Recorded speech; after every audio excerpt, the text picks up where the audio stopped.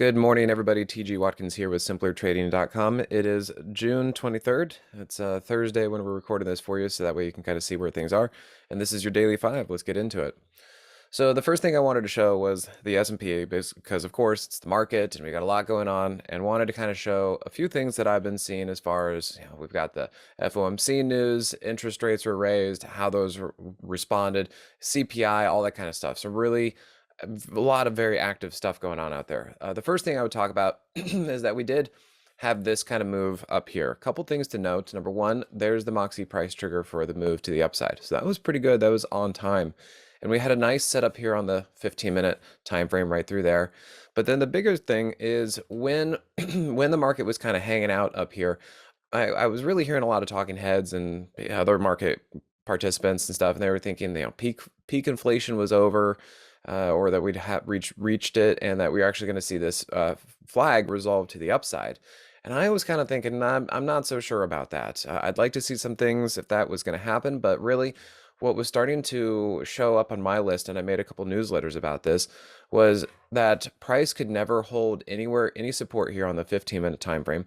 And notice here that the Moxie indicator was operating below zero the entire time. So there was no setup, and the Moxie indicator, as far as energy and momentum, was telling us to kind of be careful on the long side, because this really just could not get any traction as it stayed below zero. And then really the final trigger going into, I think it was that Thursday when the CPI numbers were, possibly leaked early, you could see that price got underneath the 15-minute 50 and just followed that thing all the way down, and that the Moxie indicator was definitely below zero here. So those were the leading indicators telling me that this was unlikely to resolve to the upside.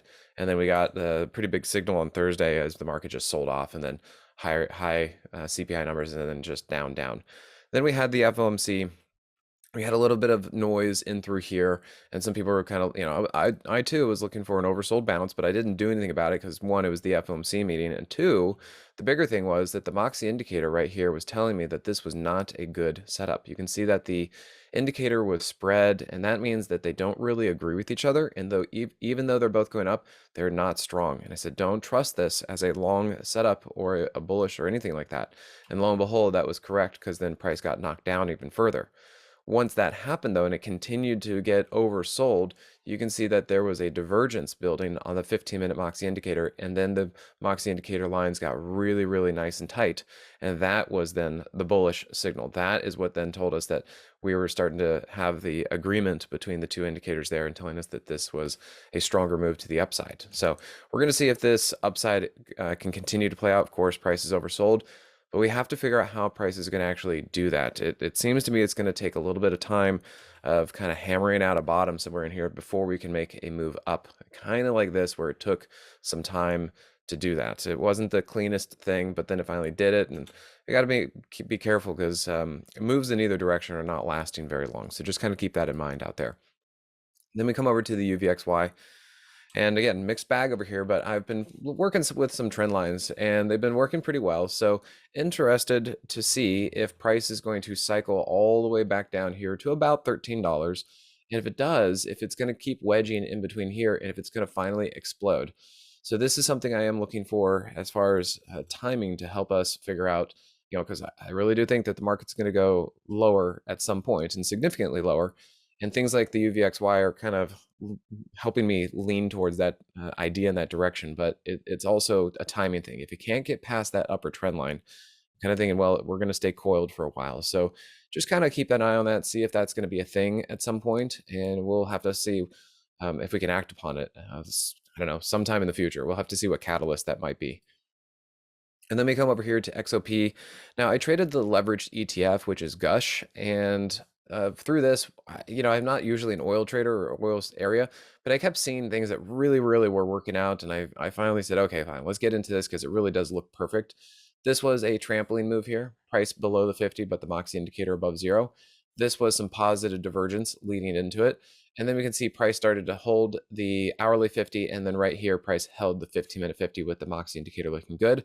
We took some off here. We took the rest off here. Again, we were trading Gush.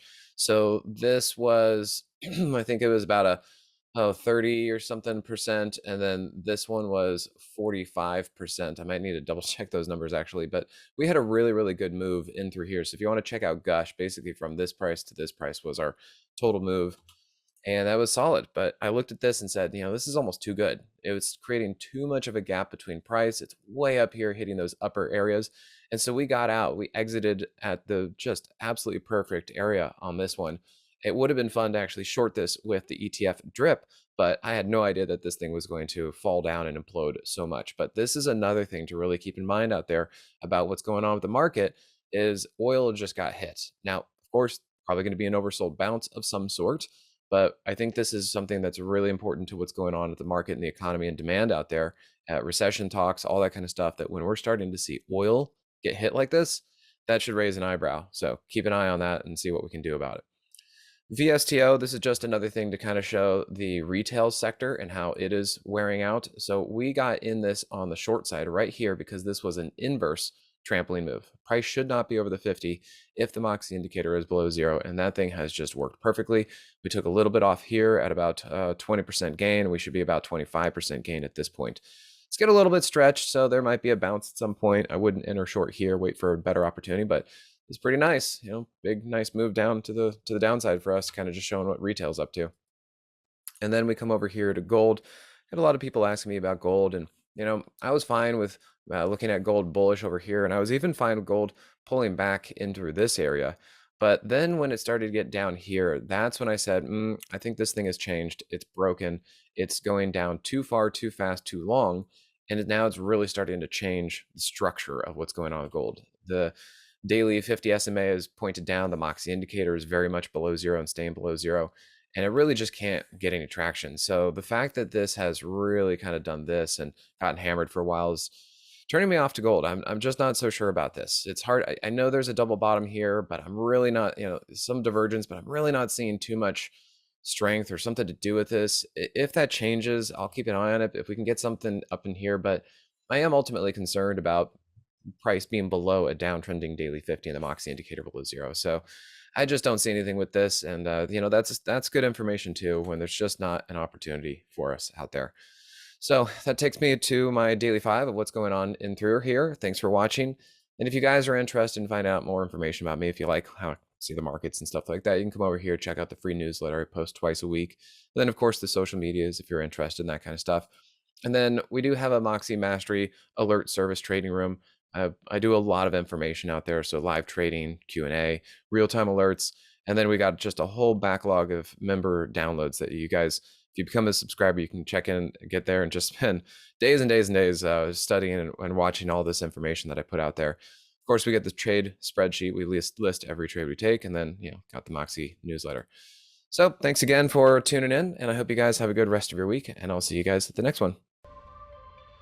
Hey, Grayson Rose here with Stockcharts. Thank you so much for watching. I hope you enjoyed that video.